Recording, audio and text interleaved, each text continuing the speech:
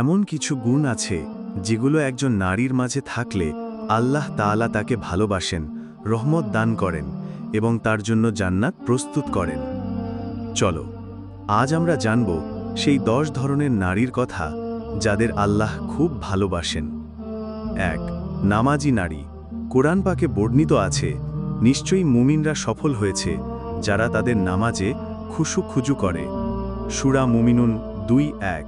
যে নারী নিয়মিত 5 ওয়াক্ত নামাজ পড়ে এবং একাগ্রতা ও আন্তরিকতা নিয়ে পড়ে, আল্লাহর দৃষ্টিতে সে প্রিয় বান্দি। নামাজ হল আল্লাহর সাথে সরাসরি যোগাযোগ, যা একজন নারীর চরিত্রকে পরিশুদ্ধ করে তোলে। 2. পর্দাশীলা ও লজ্জাশীলা নারী। হাদিসে বর্ণিত আছে, লজ্জা ঈমানের অঙ্গ।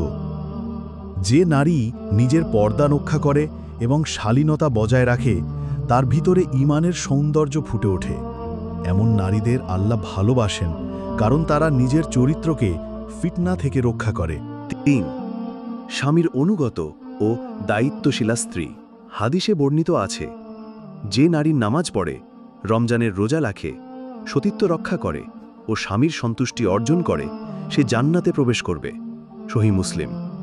স্বামী স্ত্রীর সম্পর্ক হল বিশ্বাস ও দায়িত্বের বন্ধন। যে নারী তার স্বামীর প্রতি বিশ্বস্ত, সহযোগী এবং সহানুভূতিশীল, সে আল্লাহর সন্তুষ্টি অর্জন করে। 4. মা হিসেবে দায়িত্ব পালনকারী নারী। হাদিসে বর্ণিত আছে, জান্নাত তোমার মায়ের পায়ের নিচে। সুনান নাসাই। একজন মা যখন সন্তানদের ইসলামী শিক্ষায় গড়ে তোলে, ভালোবাসা, ত্যাগ ও ধৈর্যের সাথে পালন করে, তখন সে আল্লাহর বিশেষ রহমতের অধিকারী হয়। 5. তাওবা করা নারী। কুরআন পাকে বর্ণিত আছে, নিশ্চয়ই আল্লাহ তাওবা গ্রহণকারীদের ভালোবাসেন। সূরা বাকারা আয়াত 222।